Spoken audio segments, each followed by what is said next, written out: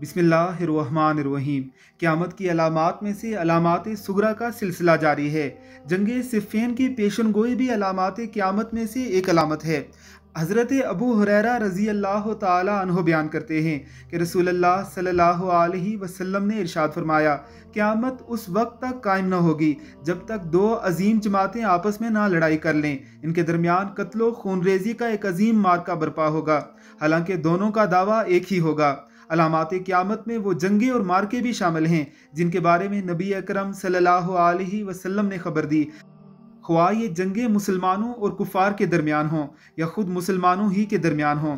मुसलमानों के माबेन मार्कों में से एक जंग सिफ़ीन भी है जो सैयदना उस्मान गनी रज़ी अल्लाह ताला अन्हो की शहादत के बाद हज़रत अली मुर्तज़ा रज़ी अल्लाह ताला अन्हो और हज़रत अमीर मुआविया रज़ी अल्लाह ताला अन्हो की फ़ौजों के दरमियान 36 हिजरी में हुई। या रब्बुल इज़्ज़त की ज़ात हमें कुरानी हुक्म के मुताबिक सहाबा इकराम रिज़वानुल्लाह अलैहिम अजमाइन के बारे में हुस्ने ज़न रखने की तौफ़ीक़ अता फ़रमाए। अलामात क़यामत के इस सिलसिले को सब्सक्राइब करके हमारी वीडियोज़ को बर वक्त हासिल कीजिए।